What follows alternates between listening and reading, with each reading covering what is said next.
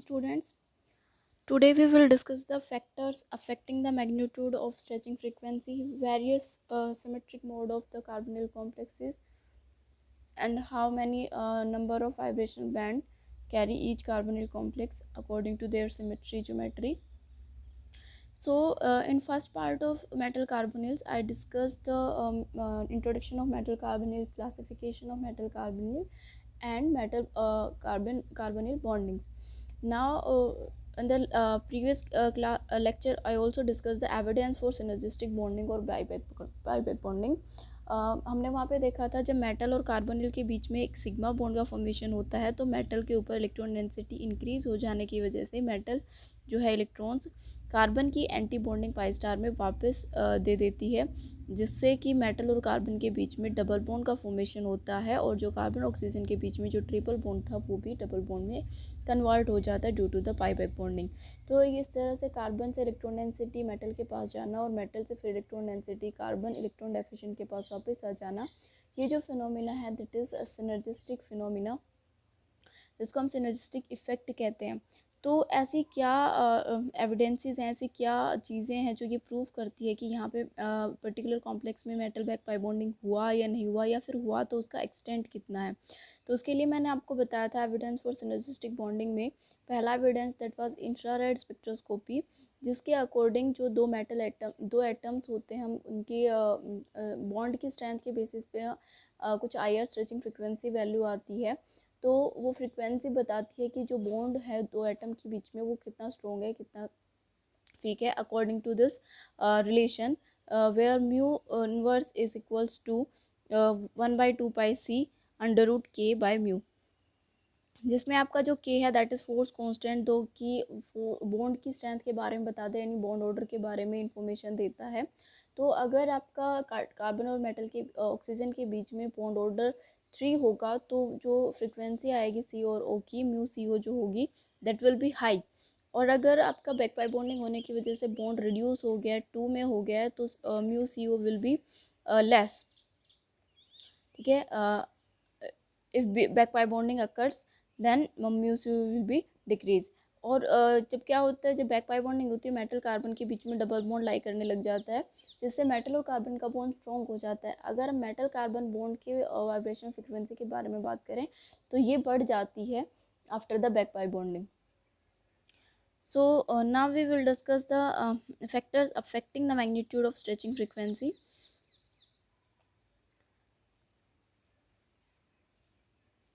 As above relation is showing that IR stretching frequency is directly proportional to the force constant, so we can write this in this manner that IR stretching frequency is directly proportional to the bond strength or directly proportional to the bond order, और bond order is inversely proportional होता है always to the bond length।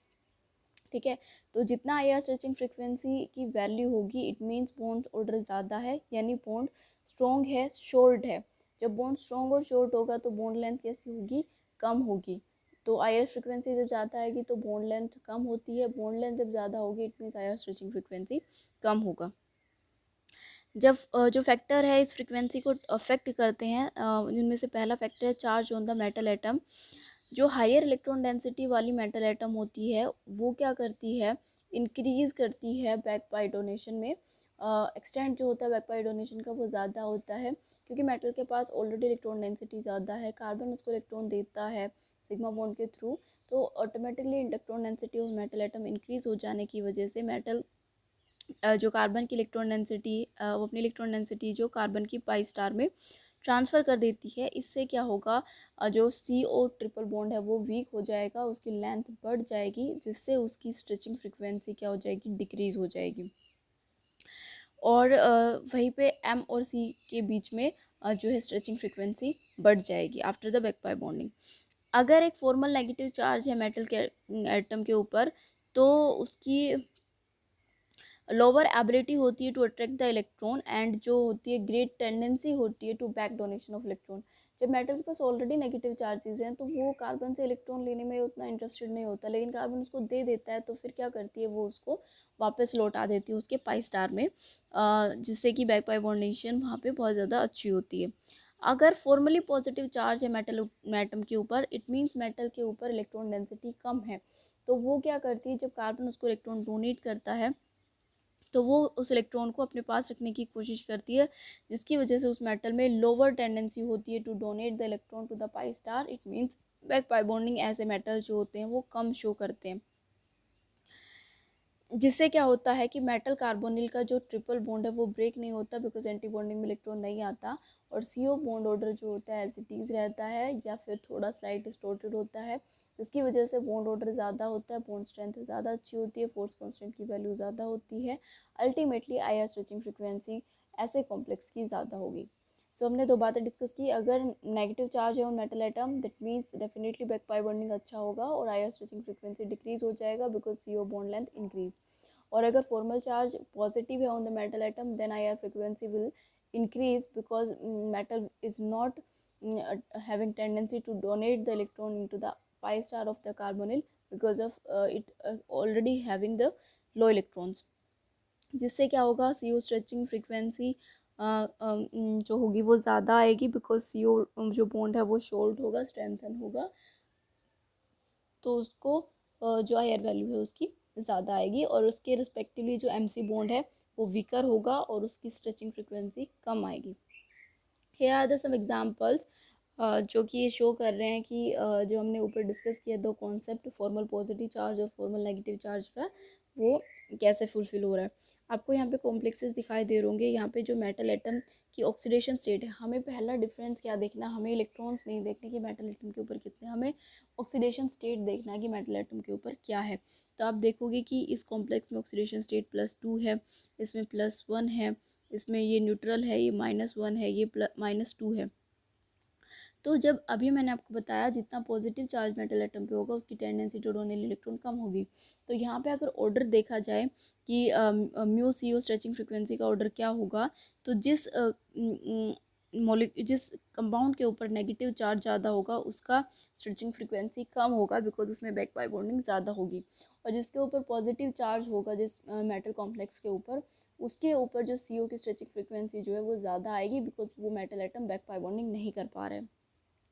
यहाँ पे देखिए यही order है, जो CO stretching frequency increasing order जो है ये कि FeC2 पॉजिटिव ज़्यादा फ्रिक्वेंसी रखता है और TiCO2 नेगेटिव जो होती है उसकी सबसे कम फ्रिक्वेंसी होती है बिकॉज इसमें बैक बाय बॉन्डिंग बहुत ज़्यादा होती है, जिससे CO बॉन्ड की लेंथ बहुत ज़्यादा बढ़ जाती है।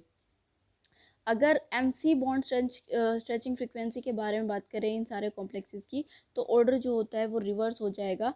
उसका रीज़न क्या है, TiCO6 में सबसे ज़्यादा MC स्ट्रेचिंग फ्रिक्वेंसी होगी बिकॉज TiCO6 में मेटल के ऊपर 2 फॉर्मल नेगेटिव चार्ज है, जिससे कि वो बैक पाई बॉन्डिंग शो करेगा और M और C के बीच में जो सिग्मा बॉन्ड है वो पाई बॉन्ड में कन्वर्ट हो जाएगा, जिससे कि बॉन्ड स्ट्रेंथ इंक्रीज हो जाएगी।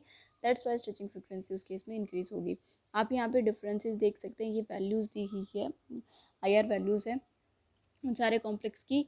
तो आप देखोगे यहाँ पे जैसे जैसे मैंने बताया था कि TiCO6 2 नेगेटिव और 2 पॉजिटिव से 2 नेगेटिव की तरफ फ्रिक्वेंसी डिक्रीज होती चल जाती है, ये बात ठीक है। लेकिन आप यहाँ पे देखिए जो ये कॉम्प्लेक्स था आपका पहला, उसमें जो स्ट्रेचिंग फ्रिक्वेंसी है वो 2200 सेंटीमीटर इनवर्स है, जबकि एक फ्री CO की स्ट्रेचिंग फ्रिक्वेंसी 2143 सेंटीमीटर होती है। तो और मैंने बताया था जब मेटल से बॉन्डेड हो जाएगा ये फ्री CO तो इसकी फ्रीक्वेंसी जो है होती है डिक्रीज़ हो जाती है। कितनी डिक्रीज़ होती है वो formal charge on the metal atom के ऊपर डिपेंड करता है।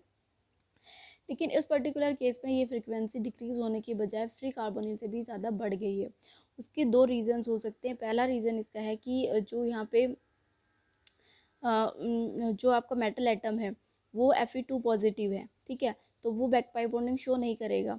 और साथ में क्या है, यहाँ पे सिग्मा बॉन्ड का फॉर्मेशन हो रहा है। फ्री इलेक्ट्रॉन फ्री जो कार्बोनिल है वो अपने highest occupied molecular orbital sigma non bonded से मेटल के ऑर्बिटल में इलेक्ट्रॉन्स ट्रांसफ़र कर रहे हैं।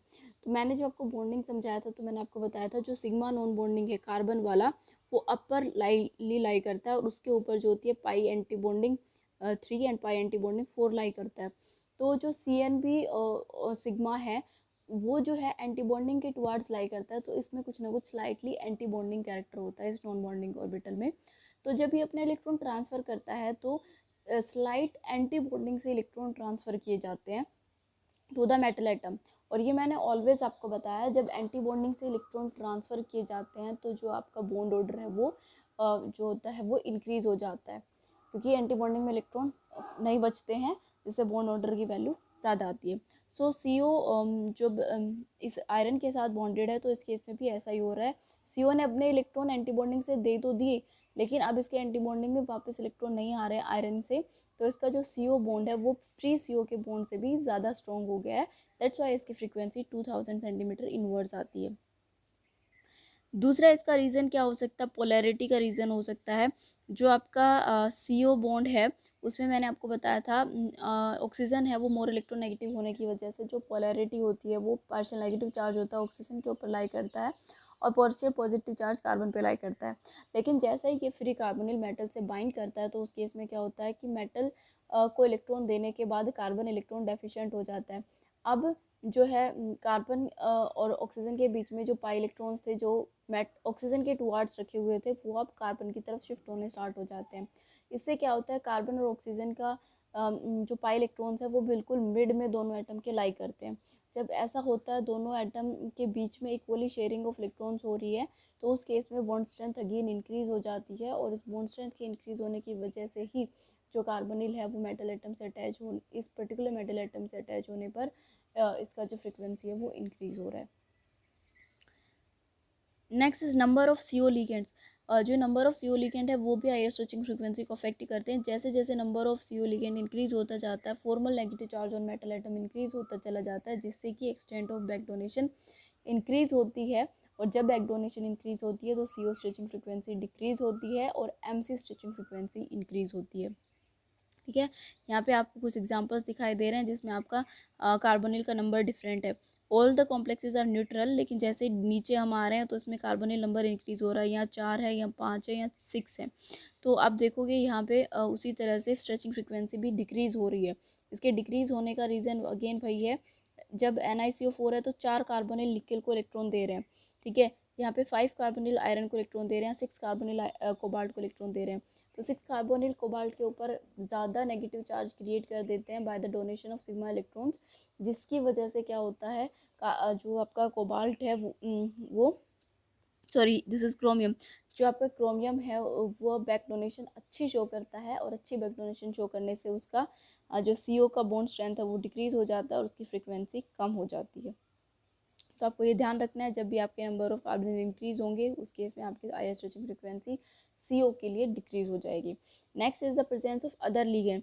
जो प्रेजेंस ऑफ अदर लिगेंड है वो कैसे अफेक्ट करता है, देखिए आपको पहले मैं बता दूं, जो स्पेक्टेटर लिगेंड्स होते हैं वो वेरियस कैटेगरी के होते हैं। सपोज आपका जो लिगेंड होता है वो स्ट्रॉन्ग सिग्मा डोनर और वीक पाई एक्सेप्टर कैटेगरी का हो सकता है। Ligand can be strong sigma donor and week pi acceptor, जैसे कि आपके ये एग्जांपल्स हैं PME3, PET3, PPH3। ठीक है, इनके पास d ऑर्बिटल्स होती हैं तो ये एक्सेप्ट करते हैं इलेक्ट्रॉन्स को, बट d ऑर्बिटल में इलेक्ट्रॉन एक्सेप्ट करने की टेंडेंसी उतनी स्ट्रॉन्ग नहीं होती जितनी p ऑर्बिटल में होती है या फिर किसी पाई स्टार एंटी बॉन्डिंग में होती है। सो ये d ऑर्बिटल कैरी करने की वजह से इलेक्ट्रॉन क्या करते हैं अपनी तरफ सॉरी एक्सेप्ट कर लेते हैं, लेकिन टेंडेंसी थोड़ी वीक होती है।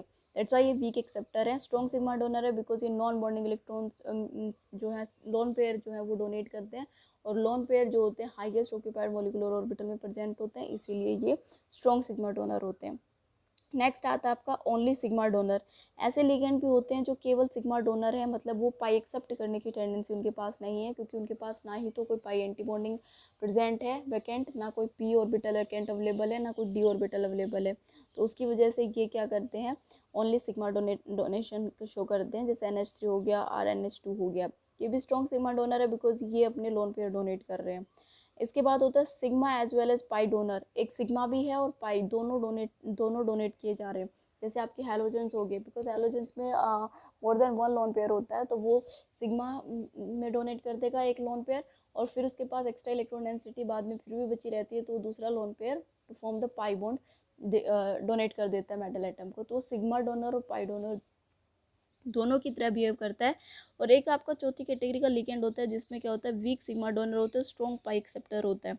डोनेशन कैपेसिटी उसकी कम होती है लेकिन एक्सेप्टर टेंडेंसी उसकी बहुत हाई होती है। वो ये एग्जांपल्स हैं आपके पास, जिसमें क्या होता है कि आपका मेटल को डोनेट नहीं कर रहा है, एटम कर रहा है लेकिन उसकी कैपेसिटी क्या है, कम है, लेकिन एक्सेप्ट जब उसको करना है मेटल से बैक पाई बॉन्डिंग के थ्रू तो फास्टली एक्सेप्ट करता है।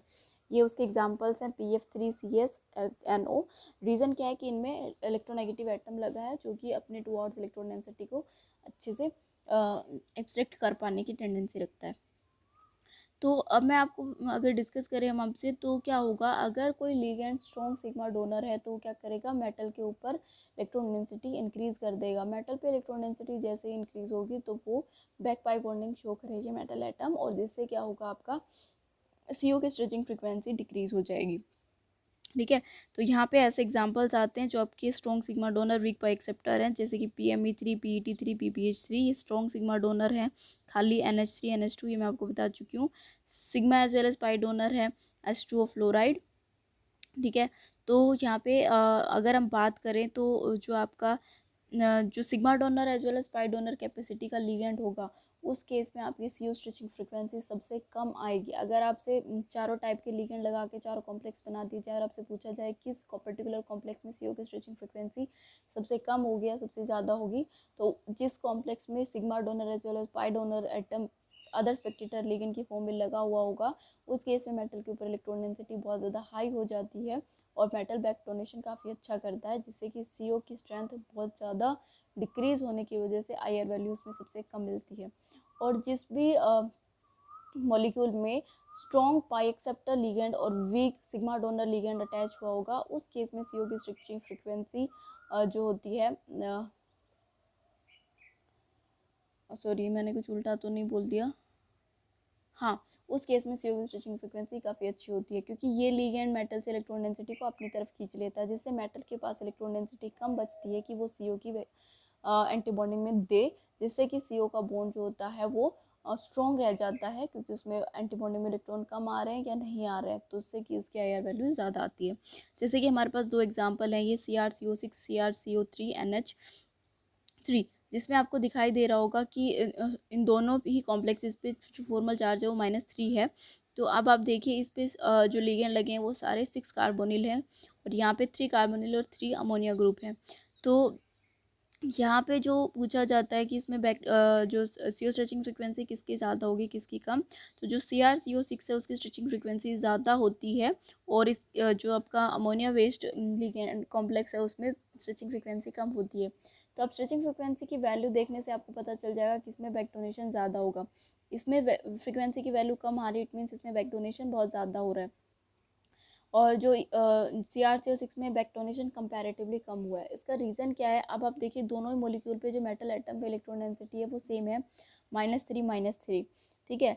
तो अब डिफरेंस कहाँ आएगा कि इसके साथ जो लिगेंड लगे हैं वो कैसे हैं, जो इससे इलेक्ट्रॉन एक्सट्रैक्ट करने वाले लिगेंड है उनका नेचर कैसा है। तो आप देखिए CrCO6 में 6 कार्बोनिल है जो पाई एक्सेप्टर टेंडेंसी रखते हैं और मेटल से इलेक्ट्रॉन खींचेंगे, तो ये 6 कार्बोनिल इक्वली अमाउंट में मेटल से इलेक्ट्रॉन डेंसिटी खींच लेते हैं।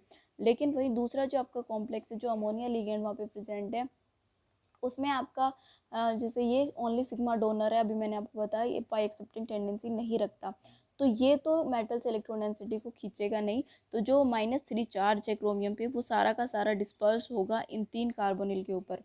यहाँ पे क्रोमियम का जो -3 चार्ज था वो 6 कार्बोनिल के ऊपर डिस्पर्स हो रहा है। तो आप देखिए 6 कार्बोनिल पे जब -3 डिस्पर्स होगा तो सारे एटम्स कार्बोनिल्स थोड़ा थोड़ा अमाउंट में उसको लेंगे अपनी एंटी बॉन्डिंग में, तो थोड़ा थोड़ा एंटी बॉन्डिंग में जब इलेक्ट्रॉन जाएगा तो CO बॉन्ड जो स्ट्रेंथ है वो कम वीक होगा और उसकी IR वैल्यू कम ज़्यादा आएगी। लेकिन वहीं पे जहाँ पे CO3 प्रेजेंट है वो -3 चार्ज 3 CO के बीच में बहुत ज़्यादा डिस्पर्स होगा, जिससे कि CO का बॉन्ड है वो ज़्यादा वीक हो जाएगा और उसकी IR वैल्यू कम हो जाएगी, जो कि 1900 सेंटीमीटर इनवर्स आती है। और दूसरे आपके लिगेंड्स है जैसे कि sigma weak sigma donor but strong pi acceptor, तो ये क्या करेंगे कि मेटल से इलेक्ट्रॉन डेंसिटी खुद ले लेंगे, जिससे क्या होगा मेटल के पास कम इलेक्ट्रॉन डेंसिटी बचेगी, जिससे कि वो एंटी बॉन्डिंग को पाई CO में कम दे पाएगा, जिससे क्या होगा CO बॉन्ड जो है वो शॉर्ट और स्ट्रॉन्ग रहेगा, और जिससे कि उसकी स्टिचिंग फ्रिक्वेंसी क्या हो जाएगी, हाई आएगी, अगर इस टाइप के लिगेंड उसके साथ अटैच हैं तो। अगर MC बॉन्ड की बात करें तो वो जस्ट उसके उल्टा हो जाएगा। अगर स्ट्रॉन्ग पाई एक्सेप्टर लिगेंड लगा है आपका तो वो क्या करेगा, MC बॉन्ड में का जो उसका बॉन्ड है वो वीक होगा, बिकॉज मेटल इलेक्ट्रॉन ट्रांसफ़र नहीं कर पा रहा है कार्बन के एंटी बॉन्डिंग में, जिससे कि मेटल और कार्बन के बीच में डबल बॉन्ड जनरेट नहीं हो पा रहा है। मेटल और कार्बन के बीच में अब बॉन्ड जो है वो लेंथन बॉन्ड है, और उसकी वैल्यू जो हो गया है स्ट्रेचिंग फ्रिक्वेंसी की वो कम होगी। दोनों केसेस अपोजिट है। अगर MC बॉन्ड स्ट्रॉन्ग आ रहा है और तो CO बॉन्ड वीक आएगा। MC बॉन्ड की फ्रिक्वेंसी ज़्यादा आ रही है तो CO बॉन्ड की फ्रिक्वेंसी कम आएगी। CO बॉन्ड की फ्रिक्वेंसी ज़्यादा आ रही है तो MC बॉन्ड की फ्रिक्वेंसी कम आएगी। यहाँ पे ऑर्डर्स अरेंज किए हुए हैं, जिसमें कि आपका पाई एक्सेप्टर स्ट्रेंथ है वेरियस लिगेंड की, कौन सा लिगेंड ज़्यादा एक्सेप्टर है, कौन सा लिगेंड कंपैरेटिवली कम एक्सेप्टर है, ये उसका ऑर्डर है। इसके साथ भी जो है यहाँ पे इसके अलावा एक दूसरी सीरीज दी हुई है, जिसमें क्या है आपके CO के आइसोइलेक्ट्रॉनिक जो है स्पीसीज, ऊपर वाले में सारे लिगेंड्स गिवन है, नीचे वाले सीरीज में वो लिगेंड्स रखे गए हैं जो कार्बन मोनोऑक्साइड के आइसोइलेक्ट्रॉनिक है। जितने इलेक्ट्रॉन कार्बन मोनोऑक्साइड में होते हैं इतने इलेक्ट्रॉन इन लिगेंड्स में प्रेजेंट होते हैं। फिर इनमें आपको पाई एक्सेप्टिंग एबिलिटी का ऑर्डर गिवन है कि NO पॉजिटिव जो होता है वो भी उतने इलेक्ट्रॉन कैरी करता है जितना CO करता है, लेकिन NO positive is highly pi acceptor then that of CO। उसका रीज़न आपको दिखाई दे रहा होगा कि जो O है यहाँ पे पॉजिटिवली चार्ज है, जो कि एक इलेक्ट्रोनेगेटिव स्पीसीज है। तो ये अपने आप को पॉजिटिव चार्ज को कम करने के लिए क्या करता है, इलेक्ट्रॉन को बहुत स्ट्रॉन्ग टेंडेंसी से अपनी तरफ खींचता है। इसके अलावा जो CN है यहाँ पे, ये भी कार्बन के आइसोइलेक्ट्रॉनिक है, लेकिन इसकी पाई एक्सेप्टिंग टेंडेंसी सबसे ज़्यादा कम होती है इस सीरीज़ में, पुअर पाई एक्सेप्टर है। उसका रीज़न क्या है कि ये जो है गुड फॉर्मल चार्ज कैरी करता है। इसके ऊपर जो नाइट्रोजन है वो नेगेटिव चार्ज कैरी कर रहा है, जिसकी वजह से ये मेटल से इलेक्ट्रॉन लेते टाइम इस इलेक्ट्रॉन और उस इलेक्ट्रॉन में रिपल्शन होने के चांसेस होते हैं, जिसकी वजह से जो CN है ये पुअर पाई एक्सेप्टर की तरह काम करता है। जो NO पॉजिटिव है ये स्ट्रॉन्ग इलेक्ट्रॉन विड्रॉइंग ग्रुप है मेटल एटम से बिकॉज ऑफ पॉजिटिव चार्ज, और CN जो है वो वीक पाई एक्सेप्टर है बिकॉज ऑफ नेगेटिव चार्ज। जो M और NO के बीच में जो बॉन्डिंग होती है, अगर हम उसके बारे में बात करें तो NO जो है वो दो फॉर्म में एग्जिस्ट कर सकता है, पॉजिटिव फॉर्म में भी और NO नेगेटिव फॉर्म में भी। जब पॉजिटिव फॉर्म में मेटल से बाइंड करता है तो हम उसको कहते हैं लीनियर NO, और इसका इलेक्ट्रॉन कॉन्ट्रीब्यूशन जो होता है वो 3 होता है in the covalent model atom method, और जो होता है 2 होता है in the ionic model atom method. और अगर ये MNO नेगेटिव फॉर्म में मेटल से बाइंडेड होता है तो उस केस में ये बैंड स्ट्रक्चर होता है NO का, NO रो का जो स्ट्रक्चर होता है बैंड स्ट्रक्चर होता है मेटल के रेस्पेक्टिवली। और जो ये इलेक्ट्रॉन डोनर होता है in the covalent atom method 1 electron donor होता है, और आयनिक में 2 इलेक्ट्रॉन डोनर होता है। इसके बाद हमने अभी देखा था कि जो स्ट्रॉन्ग सिग्मा डोनर है बट वीक पाई एक्सेप्टर है वो सीरीज़, जिसमें हमने PR3 PME3 ये सब देखे थे। तो अगर PR3 को इन जनरल लिया जाए तो, और R को अगर हम सब्स्टिट्यूट कर रहे हैं विद वेरियस एटम्स, तो उस केस में ऑर्डर क्या होगा। जैसे ये आपके PR3 हैं, सब्स्टिट्यूटेड PR3 हैं वेरियस, इसमें अगर ऑर्डर देखा जाए सिग्मा डोनर एबिलिटी का, तो ऑर्डर इस तरह से होता है कि PR3 में सबसे ज़्यादा जो कि R कोई आपका एल्काइल होगा, ठीक है। और अगर PR3 अगर आपका अराइल है तो उसमें थोड़ा सा सिग्मा डोनर कैपेसिटी कम हो जाएगी। अगर उसके साथ OR लगा है तो सिग्मा डोनर कैपेसिटी उसकी और कम होगी, because oxygen is electron withdrawing in nature, तो वो फॉस्फोरस के लोन पेयर को भी अपनी तरफ अट्रैक्ट करने की कोशिश करता है। PR3 के केस में क्या होता है, जो R ग्रुप है वो अल्काइल है, वो अपनी इलेक्ट्रॉन डेंसिटी को और मेटल फॉस्फोरस के ऊपर देता है, जिससे उसके लोन पेयर आसानी से मेटल को डोनेट किए जा सकते हैं, जिससे उसकी सिग्मा डोनर एबिलिटी बढ़ जाती है। वहीं पे जो PaR3 है उसकी POR3 से भी कम हो जाती है। उसका रीज़न क्या है, वहाँ पे O के साथ R ग्रुप लगा था जो कि ऑक्सीजन के ऊपर इलेक्ट्रॉन डेंसिटी को बढ़ाता है, ठीक है, जिससे क्या होता है वो फॉस्फोरस से इलेक्ट्रॉन डेंसिटी कम लेता है, ठीक है, जिससे यहाँ पे फॉस्फोरस के लोन पेयर मेटल को डोनेट करने के लिए फ्री होते हैं। लेकिन वहीं पे जब ये PO के साथ में रिंग अटैच हो जाती है तो इससे क्या होता है कि ये जो है ऑक्सीजन से इलेक्ट्रॉन इस तरह से डिलोकलाइजेशन में इधर अपनी तरफ खींच लेती है, जिससे ऑक्सीजन पे और इलेक्ट्रॉन डेंसिटी कम हो जाती है, जिससे ये इलेक्ट्रॉन अपनी तरफ ले लेगा।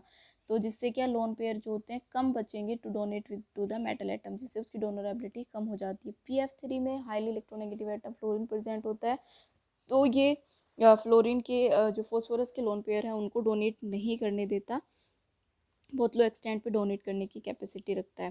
दैट्स वाई इसका जो सिग्मा डोनरेबिलिटी है सबसे कम है। अगर इन्हीं सारे सब्स्टिट्यूटेड फोस्फाइन में अगर हम बात करें कि पाई एक्सेप्टर एबिलिटी का ऑर्डर क्या होगा, तो वो जस्ट उसके रिवर्स होगा।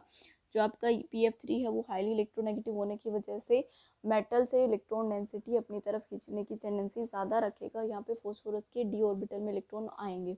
तो जब फ्लोरीन उसके साथ अटैच होता है तो ये जो इलेक्ट्रोनेगेटिव नेचर होता है इसका, जिसकी वजह से फ्लोरीन जो फॉस्फोरस का डी ऑर्बिटल है वो आसानी से इलेक्ट्रॉन एक्सेप्ट करेगा फ्रॉम द मेटल एटम।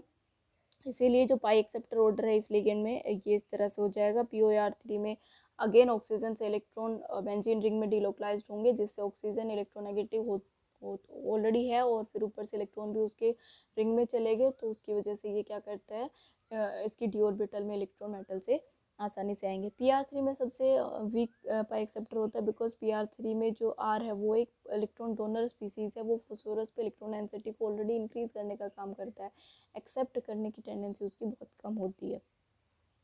तो ये ऑर्डर होता है। इसके बेस्ड भी क्वेश्चन आते हैं समटाइम्स। क्या करते हैं आपके मॉलिक्यूल में, कंपाउंड में सारे लिगेंड सेम होते हैं, लेकिन हर एक कंपाउंड में एक जो अदर स्पेक्टेटर लिगेंड है उसको चेंज कर दिया जाता है। एक को PR3 से, एक को PR3 से, एक को POR3 से। फिर आपसे पूछा जाता है कि स्ट्रेचिंग फ्रीक्वेंसी CO में कौन से कॉम्प्लेक्स में ज़्यादा होगी और कौन से में कम होगी।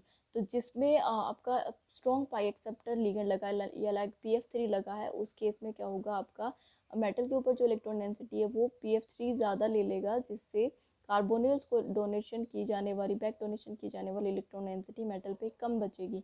बैक डोनेशन कम होगा तो CO की स्ट्रेचिंग फ्रीक्वेंसी क्या होगी, ज़्यादा होगी।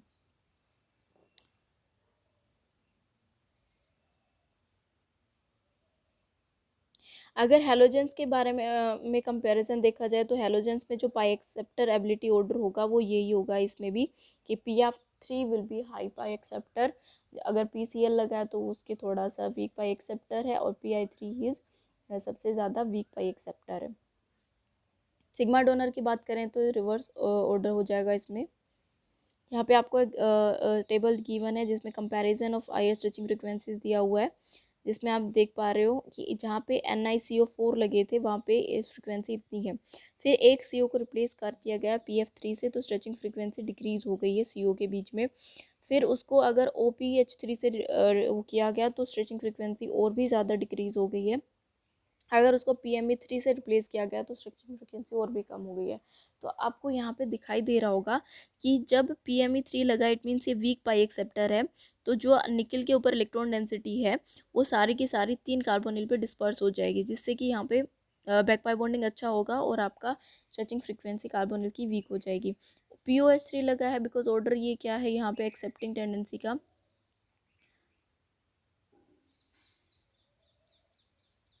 ये वाला ऑर्डर है, ठीक है। ये पाई एक्सेप्टर टेंडेंसी है, जब ये ज़्यादा पाई एक्सेप्ट करेगा अपने इलेक्ट्रॉन्स को मेटल से, तो मेटल के ऊपर इलेक्ट्रॉन डेंसिटी कम बचेगी, जो कि वो 3 कार्बन के एंटी बॉन्डिंग में देगा। तो कम एंटी बॉन्डिंग में इलेक्ट्रॉन जाएंगे तो हायर स्ट्रेचिंग फ्रीक्वेंसी क्या होगी उसकी, ज़्यादा होगी। उसके कंपैरेटिवली फिर इसमें इलेक्ट्रॉन्स जाएंगे कम जाएंगे एंटी बॉन्डिंग में, तो फिर इसकी स्ट्रेचिंग इससे ज़्यादा जाएंगे, क्योंकि OPH3 जो है वो PF3 से वीक पाई एक्सेप्टर है, तो ये एक्सेप्ट तो करेगा निकल से इलेक्ट्रॉन डेंसिटी, पर कम करेगा। तो निकल पे इलेक्ट्रॉन डेंसिटी थोड़ी ज़्यादा होगी, जो कि एंटी बॉन्डिंग में ज़्यादा जाएगी CO के, जिससे CO की स्ट्रेचिंग फ्रीक्वेंसी थोड़ी और कम हो जाएगी। PME3 में जो है ये बहुत ही ज़्यादा वीक पाई एक्सेप्टर है, तो ये जो इलेक्ट्रॉन डेंसिटी है सारी के सारी निकल के ऊपर जो है वो 3 कार्बोनिल पे डिस्पर्स हो जाएगी, जिससे बैक पाई बॉन्डिंग ज़्यादा होगी और CO की स्ट्रेचिंग फ्रीक्वेंसी और भी कम हो जाएगी। अब अगर बात करें तो एन जो CO4 है वो इन सारे पी लिगेंड से ज़्यादा स्ट्रॉन्ग पाई एक्सेप्टर है, लेकिन फिर भी जहाँ पे 4 CO लगे हैं उनमें स्ट्रेचिंग फ्रीक्वेंसी ज़्यादा आई है। इन सब का कंपैरिजन तो हमने देख लिया पाई एक्सेप्टर एबिलिटी ऑर्डर का, लेकिन अगर देखा जाए तो यहाँ पे मैं अभी लिख रही थी PR3 की पाई एक्सेप्टर सबसे कम होती है, फिर PH की होती है, फिर PF3 की सबसे ज़्यादा होती है। इसी में सबसे ज़्यादा किसकी होगी, CO की। तो यहाँ पे 4 CO लगे हैं, चौथा लेकिन CO है, तो यहाँ पे स्ट्रेचिंग फ्रिक्वेंसी ये स्ट्रॉन्ग पाई एक्सेप्टर है, ठीक है। तो स्ट्रॉन्ग पाई एक्सेप्टर होने की वजह से क्या होता है, फिर इसमें इलेक्ट्रॉन डेंसिटी कम आनी चाहिए थी, लेकिन फिर ज़्यादा क्यों आ रही है इसमें, तो इसका रीज़न क्या है कि वही जो आपके कार्बोनिल्स हैं वो चारों ही यहाँ पे एक्सेप्टर हैं, और जब इलेक्ट्रॉन डेंसिटी को मेटल पे डालते हैं तो मेटल बैक डोनेशन के थ्रू चारों में इलेक्ट्रॉन डेंसिटी इक्वली शेयर करती है, जिससे इनकी में जो शेयरिंग कंटेंट होता है वो कम आ पाता है, ठीक है। ठीक है। यहाँ पे 3 कार्बोनिल में डिस्पर्शन हो रहा है इलेक्ट्रॉन डेंसिटी का, यहाँ पे 4 कार्बोनिल में डिस्पर्शन हो रहा है, तो वो कम हो पाता है, जिसकी वजह से जो बॉन्ड है वो थोड़ा ज़्यादा स्ट्रॉन्ग रहता है, इसकी वजह से उसकी वैल्यू ज़्यादा आती है।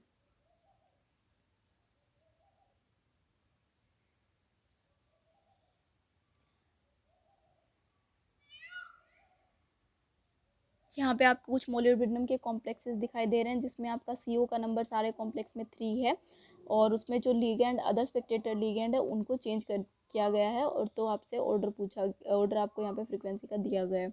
तो आप अगर देखोगे इसमें तो फ्रीक्वेंसी ऑर्डर आप यहाँ पे PF3 स्ट्रॉन्ग पाई एक्सेप्टर है तो इसकी 2090 आ रही है। PCl3 उससे कम वीक पाई एक्सेप्टर है तो इसकी जो वैल्यू है और भी कम आनी चाहिए, जो कि 2040 आ रही है, बिकॉज इसमें स्ट्रॉन्ग पाई बैक पाई बॉन्डिंग होगा ऊपर वाले के कंपैरेटिवली, तो CO स्ट्रेचिंग फ्रीक्वेंसी और भी डिक्रीज हो जाती है। यहाँ पे आप देखोगे PY3 है आपका और आपका NMe3 है।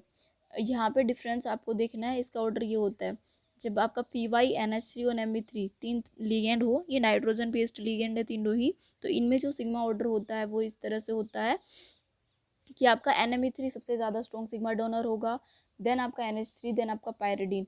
तो NMe3 जब लगा होगा मेटल एटम के ऊपर, स्ट्रॉन्ग सिग्मा डोनर होने की वजह से ये मेटल पे इलेक्ट्रॉन डेंसिटी को इंक्रीज कर देता है, जिससे बैक पाई बॉन्डिंग अच्छा होगा और CO स्ट्रेचिंग फ्रिक्वेंसी कम हो जाएगी। ठीक है, तो जहाँ पे NMe3 लगा है उसकी स्ट्रेचिंग फ्रिक्वेंसी कम आएगी, और जाके PY3 लगा है उसकी स्ट्रेचिंग फ्रिक्वेंसी ज़्यादा आएगी। यहाँ पे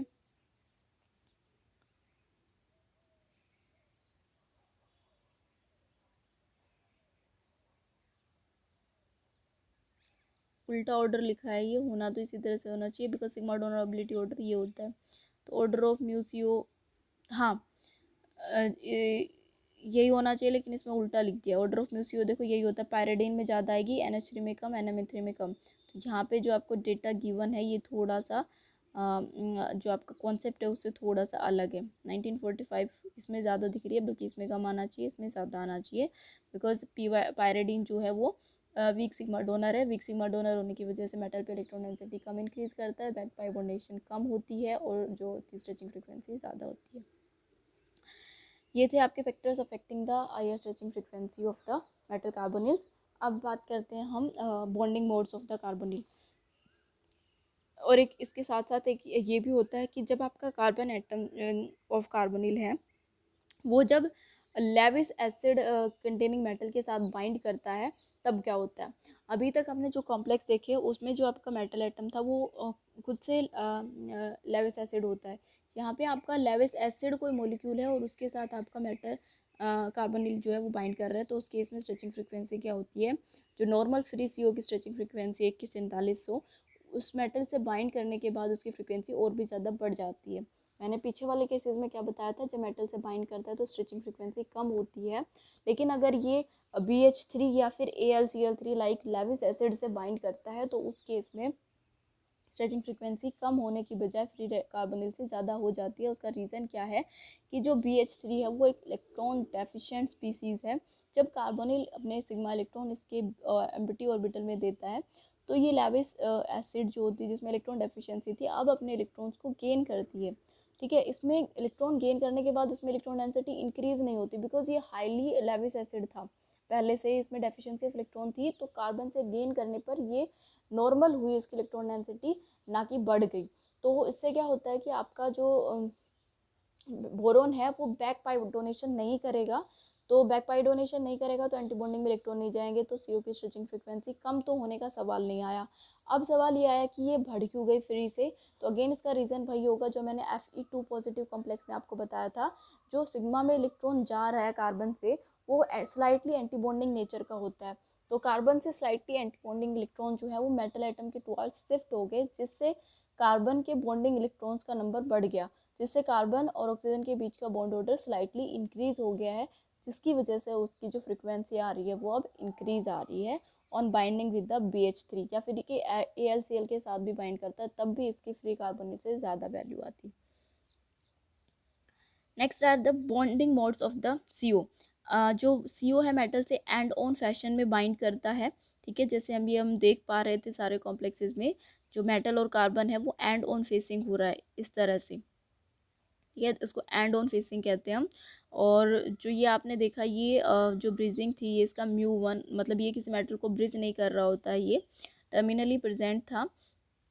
2 इलेक्ट्रॉन डोनर है ये यहाँ पे। और इसकी स्ट्रेचिंग फ्रीक्वेंसी अगर हम इस पर्टिकुलर केस में बात करें CrCO6 में, तो ये 2120 से 1850 आती है, less than the free carbonyl आती है, ठीक है। और वहीं पे जब ये दो मेटल एटम को ब्रिज कर रहा होता है, तो जो स्ट्रेचिंग फ्रीक्वेंसी की रेंज होती है वो डिक्रीज़ हो जाती है, 1860 से 1660 के बीच में आती है। डिक्रीज़ होने का रीज़न क्या होता है, जब ये सिर्फ एक मेटल से बाइंड कर रहा होता है तो एक मेटल ही इसके एंटी बॉन्डिंग में इलेक्ट्रॉन ट्रांसफ़र करती है। लेकिन जब ये दो मेटल से बाइंड कर जाता है, तो उस केस में क्या होते हैं, दो मेटल इलेक्ट्रॉन डेंसिटी ट्रांसफ़र करती है into the anti bonding of carbon, जिससे कार्बन का जो और ऑक्सीजन का जो बॉन्ड है वो और भी ज़्यादा वीक हो जाता है, जिसकी वजह से वीक होने की वजह से उसकी स्ट्रेचिंग फ्रिक्वेंसी और भी डिक्रीज़ हो जाती है। वहीं पे अगर ये जब इस तरह से दो मेटल को ब्रिज कर रहा होता है, तो इसको इस तरह से लिखा जाता है μ2। क्यू का मतलब यहाँ होता है कि कार्बन के साथ दो मेटल अटैच हैं। 3 का मतलब होता है यहाँ पे कार्बन के साथ 3 मेटल एटम अटैच है। जब 3 कार्बोनिल मेटल एटम अटैच होंगी, तो उस केस में स्ट्रेचिंग फ्रीक्वेंसी और भी कम हो जाएगी, जो कि 17 की रेंज में आ जाएगी। जब टर्मिनल था तो 2100 थी। सब सिमेट्रिक CO μ2 से ब्रिज था तो 1860 है। और फिर जब बिल्कुल ये डिटैच हो गया, 3 मेटल से अटैच हो गया, तो 3 metal electron density anti bonding में ट्रांसफ़र करने की वजह से CO बॉन्ड बहुत ज़्यादा वीक हो जाता है, उसकी स्ट्रेचिंग फ्रीक्वेंसी 1700 की रेंज में लाई करती है।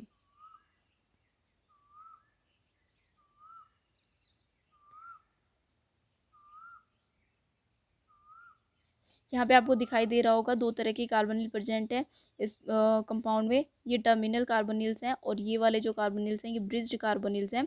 तो यहाँ पे जो ब्रिज्ड कार्बोनिल की फ्रिक्वेंसी है वो 1829 सेंटीमीटर है, और जो टर्मिनल कार्बोनिल्स हैं उनकी फ्रिक्वेंसी 2082 या 2019 है। इसका रीज़न अगेन वही है, जो टर्मिनल कार्बोनिल है वो उनकी एंटी बॉन्डिंग में सिर्फ एक आयरन इलेक्ट्रॉन ट्रांसफ़र कर रहा है, इसीलिए उनकी स्ट्रेचिंग फ्रिक्वेंसी ज़्यादा है। लेकिन जो आपका ब्रिज्ड कार्बोनिल है उसमें दो आयरन जो है कार्बोनिल के एंटी बॉन्डिंग इलेक्ट्रॉन ट्रांसफर कर रहे हैं, जिससे उसकी स्ट्रेचिंग फ्रिक्वेंसी कम हो जाती है।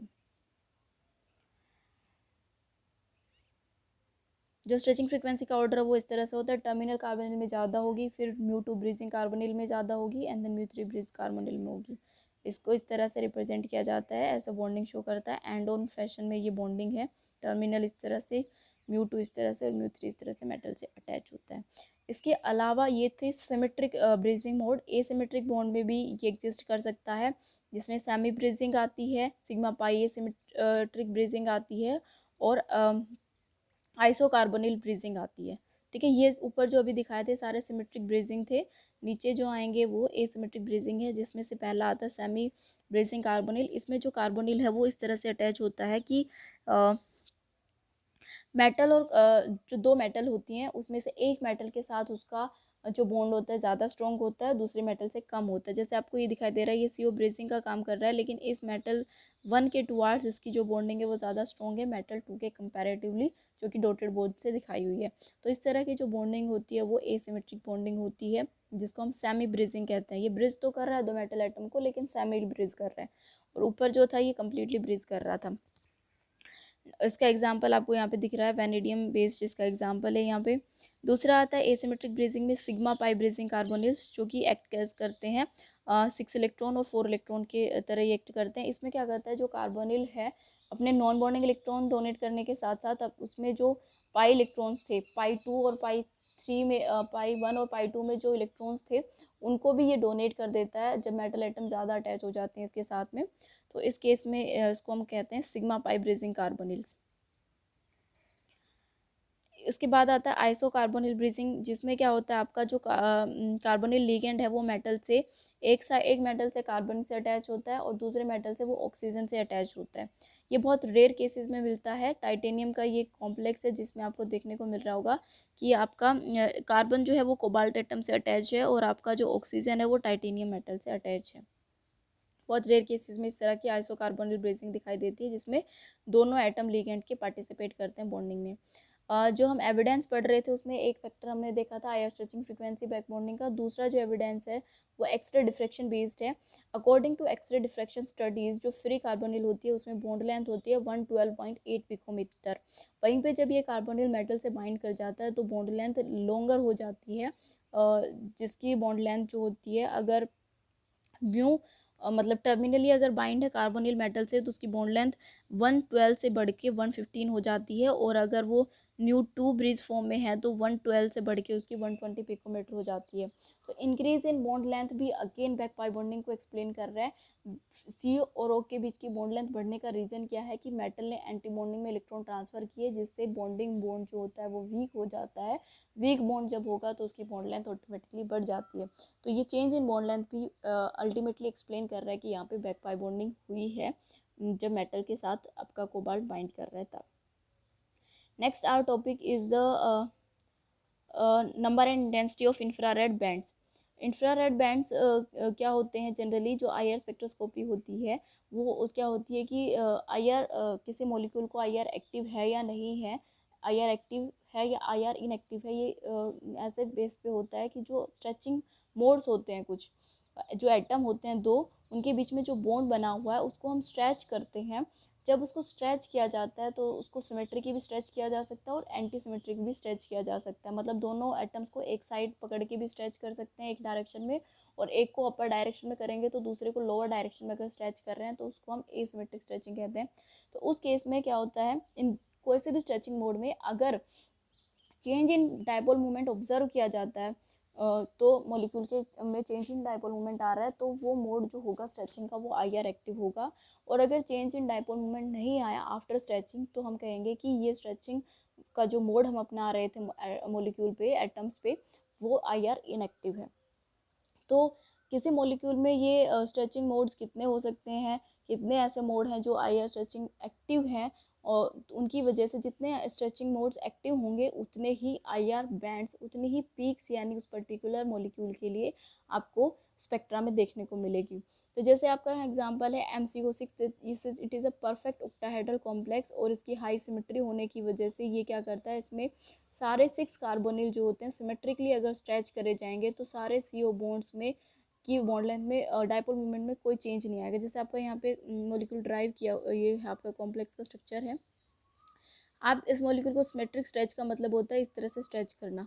जब आप स्ट्रेच करेंगे इनको इस तरह से तो इसको सिमेट्रिक स्ट्रेच करेंगे, ऊपर कर रहे हो को नीचे कर रहे हो, तो इस केस में जितना डायपोल मोमेंट इधर इंक्रीज होगा इतना ही डायपोल मोमेंट इधर इंक्रीज होगा, और दोनों की डायरेक्शन अपोजिट होने की वजह से डायपोल मोमेंट कैंसिल आउट हो जाएगा। So overall change in the dipole moment is 0। तो ये वाला जो मोड हम अपना रहे हैं स्ट्रेचिंग का, ये आईआर इनएक्टिव हो जाएगा बिकॉज इस मोड में कोई भी चेंज इन डायपोल मोमेंट नहीं आया। तो इस की वजह से क्या होगा, आपका कोई बैंड इस पर्टिकुलर स्ट्रेचिंग की वजह से कोई बैंड आपका स्पेक्ट्रा में नहीं मिलेगा बिकॉज ये इनएक्टिव था। ठीक है, because no change in dipole moment.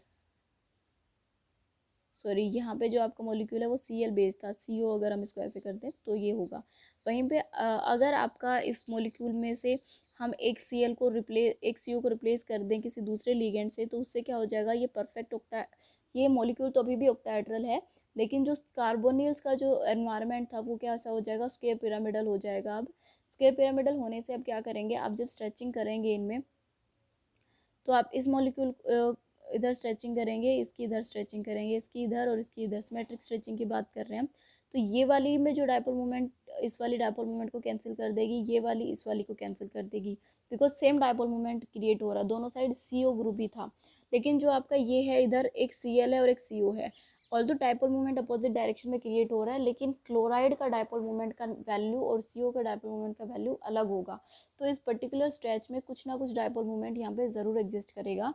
तो यहाँ पे इसमें डायपोल मोमेंट एग्जिस्ट कर रहा है स्ट्रेचिंग के टाइम पे, इट मीन्स ये आईआर एक्टिव मोड होगा और इसकी वजह से बैंड आपको अपीयर होगा। तो इस पर्टिकुलर केस में आपका जो आईआर बैंड मिलेंगे वो कितने मिलेंगे, इन दो कार्बोनिल की वजह से एक बैंड मिलेगा, इन दो कार्बोनिल की वजह से एक मिलेगा, और इसकी वजह से एक, तो टोटल 3 आईआर पीक्स आपको स्पेक्ट्रा में देखने को मिलेगी। और जो आपका कम्प्लीटली MCO6 था उसमें आपको सारे कार्बोनिल की वजह से सिर्फ एक ही बैंड आपको अपीयर होगा।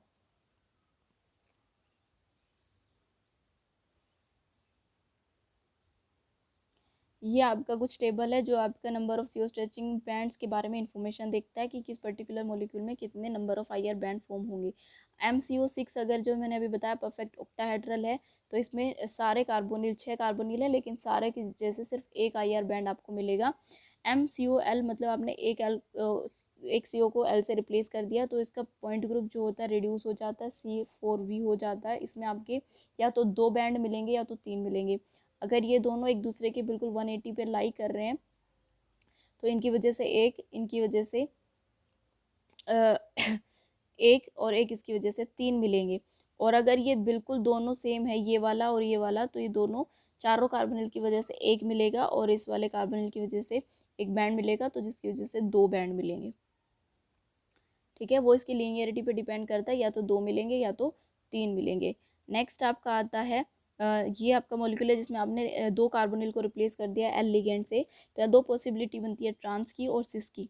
अगर ट्रांस है तो पॉइंट ग्रुप आता है D4H, और जिसमें क्या दिखाई दे रहा है आपको, स्क्वायर प्लेनर फॉर्म में है, चारों लिगेंड चारों के टुवर्ड्स एनवायरनमेंट सेम है।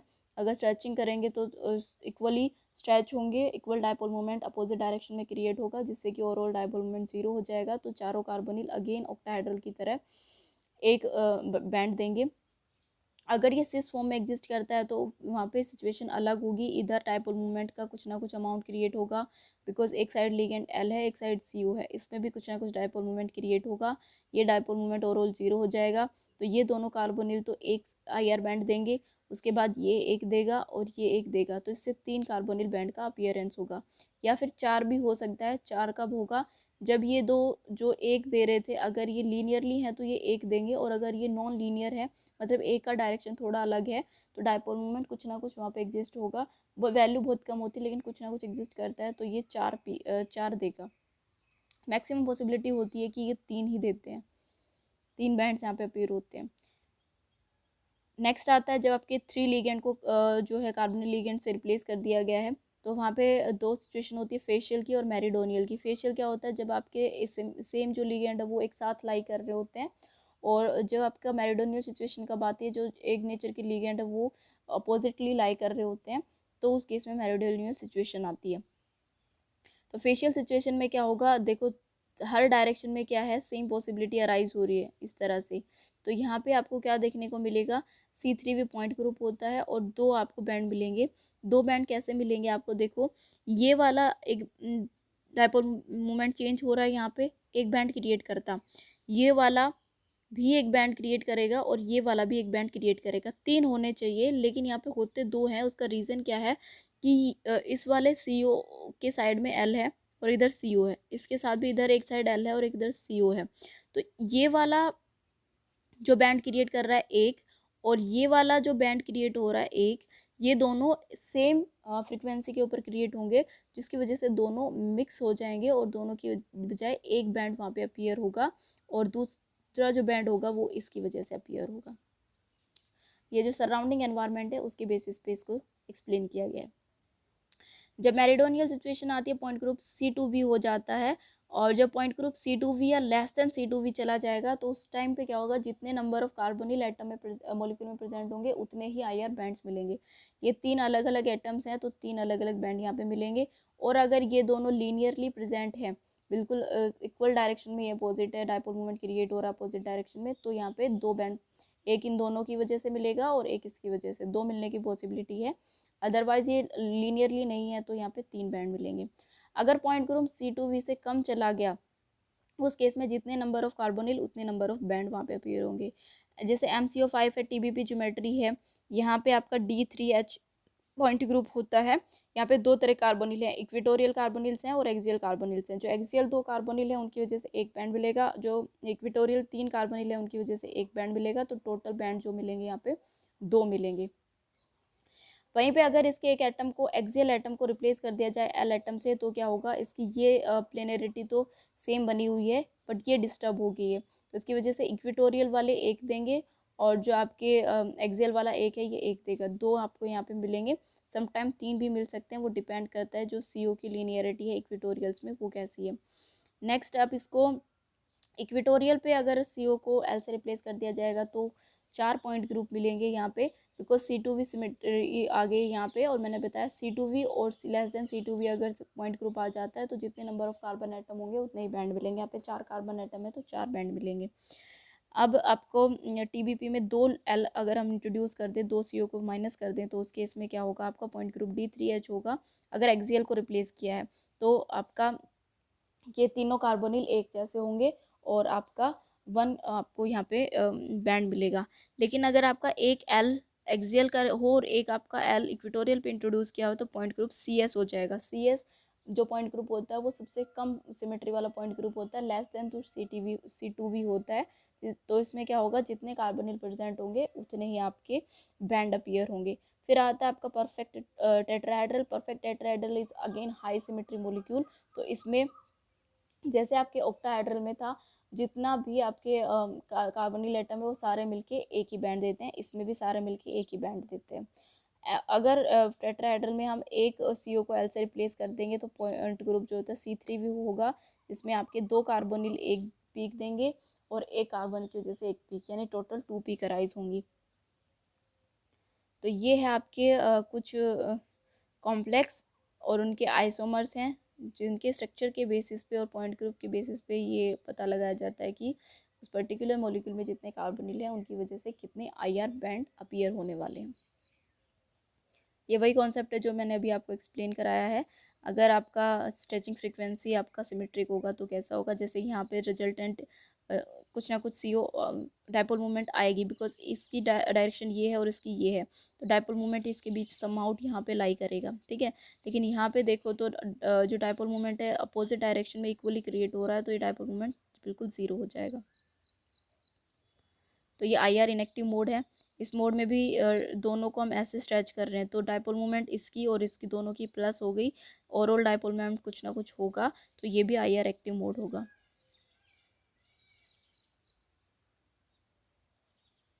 यहाँ पे अगर हम इस तरह के अगर कॉम्प्लेक्स के बारे में बात करें जहाँ पे नंबर ऑफ बैंड्स को प्रेडिक्ट करना थोड़ा मुश्किल होता है, बिकॉज यहाँ पे पॉइंट ग्रुप लगा पाना थोड़ा मुश्किल होता है। जैसे ये मॉलिक्यूल आपका ये सॉलिड स्टेट में जब होता है तो ये कंपाउंड एग्जिस्ट करता है ट्रांस आइसोमर फॉर्म में, ये आपको दिखाई दे रहा होगा, दोनों से पेयरिंग अपोजिट है, तो ट्रांस आइसोमर फॉर्म है। जब ये ट्रांस आइसोमर फॉर्म में होता है तो यहाँ पे 2 ब्रीजिंग कार्बोनिल की वजह से एक बैंड मिलता है और ये 2 टर्मिनल कार्बन की वजह से एक बैंड मिलता है, तो टोटल यहाँ पे 2 बैंड मिलते हैं। लेकिन जब ये आइसोमर जो ये मॉलिक्यूल है ये सॉलिड स्टेट की बजाय ना होके लिक्विड स्टेट में एक्वस स्टेट में सोल्यूबल होता है, उस केस में ये जो मॉलिक्यूल है वो सिस कॉन्फ़िगरेशन को गेन करता है। सिस फॉर्म में जब ये प्रेजेंट होता है तो इसमें जो IR बैंड्स की वैल्यू होती है वो अलग होती है। यहाँ पे 2 टर्मिनल जो बैंड है वो अलग अलग बैंड देंगे, 2 कार्बोनिल जो टर्मिनल है उनकी वजह से अलग अलग बैंड मिलते हैं और 2 ब्रिज है उनकी वजह से एक बैंड मिलता है। तो यहाँ पे जब ये एक्वस फॉर्म में होता है तो 3 बैंड मिलते हैं और वहीं पे ये मॉलिक्यूल जब सॉलिड स्टेट में होता है तो 2 बैंड CO के अपीयर होते हैं, ठीक है। और जो इंटेंसिटी आएगी इन बैंड्स की कि ये कितने इंटेंस हैं, ठीक है, किस फ्रिक्वेंसी पे है वो तो हमने देख लिया। 2 बैंड अपीयर हैं, 2 अलग अलग फ्रिक्वेंसी पे अपीयर होंगे, लेकिन दोनों बैंड में इंटेंसिटी किसकी ज़्यादा, कौन सा स्ट्रॉन्ग बैंड अपीयर हो, कौन सा वीक बैंड अपीयर हो रहा है, तो ये डिपेंड करता है कि वो बैंड जो है वो कौन से स्ट्रेचिंग से आया है, सिमेट्रिक स्ट्रेचिंग की वजह से अपीयर हो रहा है या एसिमेट्रिक स्ट्रेचिंग की वजह से। अगर एसिमेट्रिक स्ट्रेचिंग की वजह से कोई बैंड अपीयर होता है तो उसकी जो इंटेंसिटी होती है वो ज़्यादा होती है कंपैरेटिवली स्ट्रेचिंग बैंड के। सो यहाँ पे आपका ये फिनिश होता है। यहाँ पे आज के लेक्चर में हमने देखा कि क्या क्या एविडेंस हैं जो कि स्ट्रेचिंग जो बैक पाई बॉन्डिंग को फेवर करते हैं। इसमें हमने देखा कि IR वैल्यू जो होती हैं वो IR स्पेक्ट्रोस्कोपी के अकॉर्डिंग, क्योंकि बॉन्ड लेंथ जो फ्रिक्वेंसी जो है वो कम हो रही है, वो इंडिकेट कर रही है CO के बीच की फ्रिक्वेंसी कम हो रही है, वो इंडिकेट कर रही है कि बैक पाई बॉन्डिंग ज़्यादा हो रहा है। दूसरा एक्सरे डिफ्रैक्शन स्टडीज़ एविडेंस देते हैं बैक पाई बॉन्डिंग के रिगार्डिंग, जिसमें बॉन्ड लेंथ के ऊपर डिस्कस किया गया है। जब फ्री कार्बोनिल होता है तो उसकी बॉन्ड लेंथ शॉर्ट होती है, लेकिन मेटल बॉन्डेड होने के बाद उसकी बॉन्ड लेंथ बढ़ जाती है। उसका रीज़न क्या है, अगेन बैक पाई बॉन्डिंग उसका रीज़न है, तो वो चीज़ भी फेवर करती है बैक पाई बॉन्डिंग को। फिर हमने देखा factor affecting the IR values, इसमें हमने 3 फैक्टर देखे थे, सॉरी 4 देखे थे। Nature of metal atom, charge on the metal atom कह सकते हैं, number of carbonyl ligand and nature of other ligand also, ठीक है। उसके बाद हमने देखा है कि IR बैंड कितने मिल सकते हैं और उनकी इंटेंसिटी कैसी हो सकती है वेरियस मेटल कार्बोनिल कॉम्प्लेक्सेस में। आई होप आपको ये सब कुछ क्लियर हुआ होगा। you read it and try to understand. If you have any doubt, then you can ask me in class or in the comment box.